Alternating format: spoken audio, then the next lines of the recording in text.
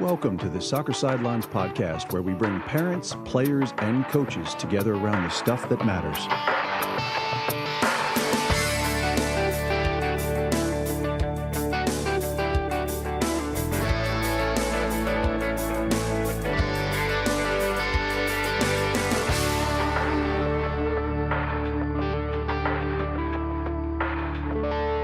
And welcome to our very first episode of Soccer Sidelines.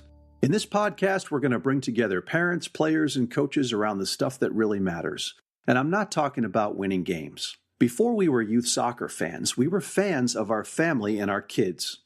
We want our families to be warm, fun, and supportive. We want our kids to be confident and happy and cooperative, curious and strong. We want to celebrate their passions and support them when they need support. And we want to make sure that when they make mistakes, which is an inevitable part of the human condition, that those mistakes are used in a way that they're meant to be used as life lessons. Now, most of us who played youth sports as a kid recognize the value that it gave us.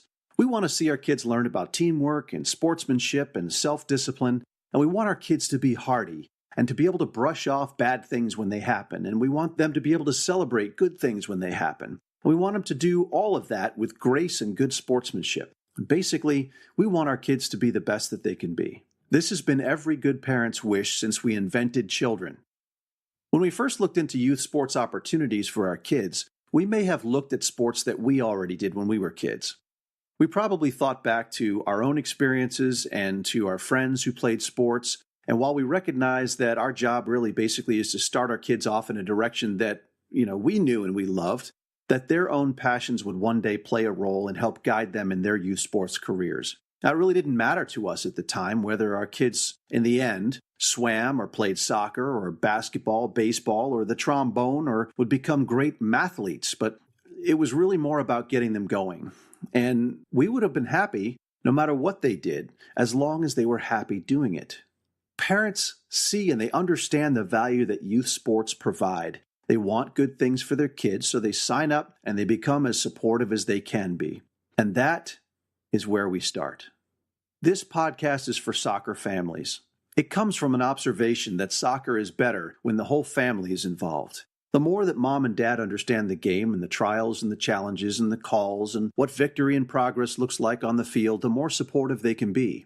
The better able moms and dads are to support young players on and off the pitch, the more value that players get from the youth sports experience as a whole. It's also true that kids whose parents support them well tend to enjoy the experience of youth sports more deeply, and they tend to stay with the youth sports games, whatever they're playing, for longer. If we play our cards right, kids can become lifelong athletes, getting enjoyment from living a healthy lifestyle, being fit, eating properly, and all the good things that come with youth sports habits. It makes sense, right? Now, I've been coaching kids for several years, but I also see things that make me wish that I could talk with parents more. You'd be surprised at the number of light bulb aha moments that have happened on the sidelines when I'm talking with parents and engage them in simple conversations. Parents love to know what's going on. They want to know what's available, why things are happening, and how they can best provide support and the best experience for their kids.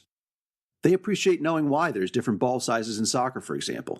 They want to know the difference between turf cleats and outdoor cleats and futsal shoes, and what in the world is futsal anyway?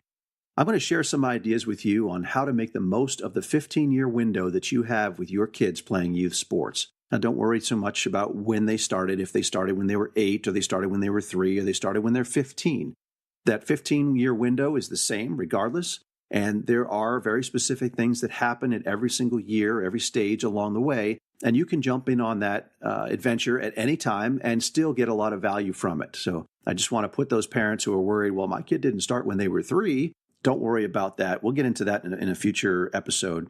But for right now, I just want you to know it's a 15-year window, and we're going to walk you through how to make the most of that. Now, I'm going to show you the best thing that you can say to a tired and beat-down kid to lift their spirits and make them want to get back on that proverbial horse. I'm going to give you some clues to look for when you're evaluating coaches. I'm going to teach you the value of numbers in this game. Scores, jersey numbers, position numbers, team and player stats, and more. The mission of this podcast is to be that touch between soccer families and coaches, above and beyond the drop-off and the pickup. See, you're more than a wallet and a taxi driver. As a parent, you're an integral and critical part of your child's youth sports experience. They're going to remember you for more than how much you paid or how often you sacrificed to drive them to a practice or a match. It's my goal to give our kids and the parents and our coaches the best possible chance at success. Youth sports is a joint community effort, and we can't make it happen alone. And it's not something you can just drop your kid off into and expect that they're going to be able to absorb all they need to absorb in order to become good citizen adults. There are risks and dangers in youth sports, from big heads to bruised feet. And we can all keep these risks and dangers to a minimum if we work together. Since this is my first episode, I feel like I should help set expectations the best that I can. A project like this is a work in progress. It's always going to be evolving. But my current plan is to have a production schedule that produces a new episode no less than weekly. I may be putting together a few more podcasts, especially in the beginning, but weekly structure is the boundary that I set up for myself, and that's really tied to the fact that, I've only got so much availability. I'm not expecting to make any money with these podcasts, especially not in the beginning. So I'm busy with a lot of other things. Weekly schedules seems to be about a good place to start where I think I can stay on top of things.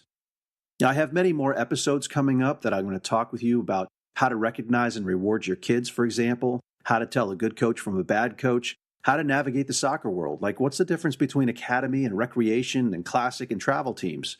How do you manage multiple sports? How do we protect our kids from injury and harm, including sexual predators who are all too often attracted to organizations where youth gather? If you have a moment right now, hit the subscribe button. The system that you're subscribing through will automatically alert you when new programs are published. I promise that I'm going to keep putting together content that I believe you're going to find useful for your entire family. So thank you in advance for hitting that subscribe button and leaving a 5-star review. I'll see you in the next episode when we talk about the role of character building in youth sports, and why a development culture is better for your family than an entertainment culture. And what's the difference anyway? Find out in our next episode. This has been Dave Dejewski on the Soccer Sideline.